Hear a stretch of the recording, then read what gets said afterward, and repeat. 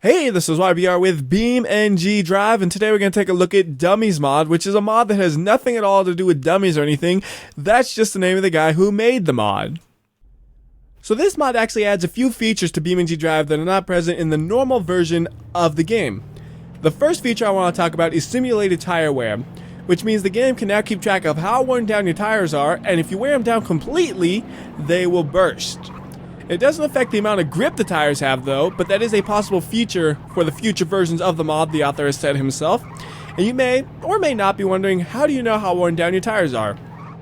And there is a app you can add to the GUI, the GUI, the graphic user interface, whatever you want to call it, but there's an app you can add that'll tell you how worn down your tires are. And I'll go and show you how to add an app to the interface, if the graphic user interface, if you don't know how.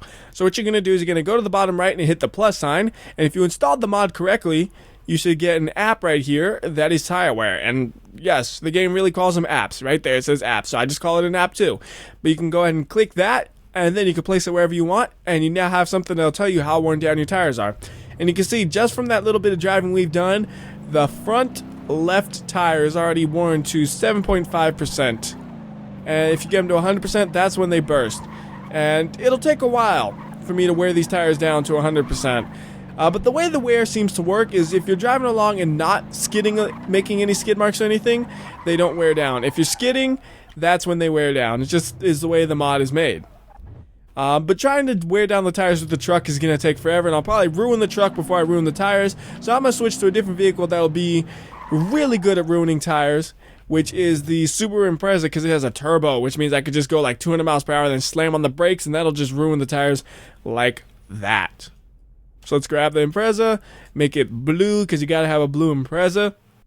And it would be really easy to do this if I chose somewhere that was like a nice big wide open area, but in my infinite knowledge I chose a racetrack, which means this is going to be a really difficult thing to do because I have to try to control a car on a racetrack while trying to also skid uncontrollably to wear down the tires, which is not something you really want to try to do. Maybe on a straightaway it'll be better. Like on a turn, that is torture. Straightaway. Oh, there we go. That wears them down decently. Oh yeah, we got like 50% wearing down just right there. Okay, that's good. Just do that same thing again. We're just going to hold the brakes as we turbo along. And you see the front left tire and the front right tire are both almost broken, actually. In fact, we don't even probably need the turbo. We can just go reasonably fast and then slam on the brakes, and that'll probably pop a tire. 99.56%. That front right tire is about to go.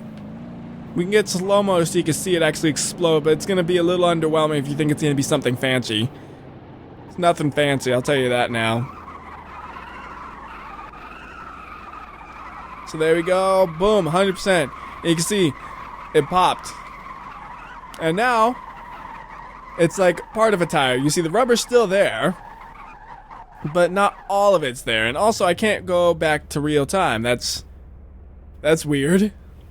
I think that might be a glitch with this mod. I'm not sure because I've never seen that happen before. Maybe it has something to do with the tire popping. But either way, that's what a flat tire looks like. And you don't get to see what it drives like because the game is stuck in slow-mo. Weird. I think that has something to do with the mod possibly, but I'm not 100% on that. It's just I've never seen that before happen, so I have to assume it's it was from the mod. But you know what we could do is we could just try to go to a wide open area, and then we could actually pop every tire. So let's go ahead and change maps real quick, and then I could actually pop the tires easier. Because it's not exactly the easiest thing there. I mean, I managed to pop them, sure, but only the fronts, because I couldn't really do too much with the backs without crashing. So let's just go to grid map and pop them there. And now we can go ahead and shred every tire, and just for some variety, let's use the Lancer Evolution and shred its tires.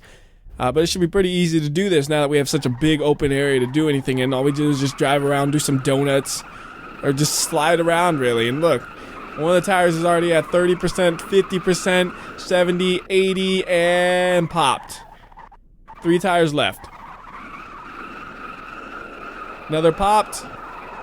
The only ones left are the fronts. 1 more gone, and they're all gone. So now we can see how a car drives with every tire being popped. And if you see my video where I did the spike strip, it's really similar to that, where the car is really slidey. And it'd probably be good to like make any car into a drift car because it'll just slide very easily. Like right there, it just slides. Like I do one tap on the churn and it just slides, slide, slide, slide. And that's like with me not hitting any more churning after one tap. Like tap it, let go, and it slides. So it makes the cars really slippery. The next feature I want to talk about is the ability to overheat your engine. So let's go and use manual mode to really make this engine overheat fast. Let's say you're driving around like, I'm Drift Master, look at me, and you're just maxing out the engine at redline all over the place. Like, I don't even know how to upshift. What do you mean? Eventually, you can blow up your engine. It kind of starts to act up, as you see right there, like it wasn't quite working right. You saw it kind of like just being weird.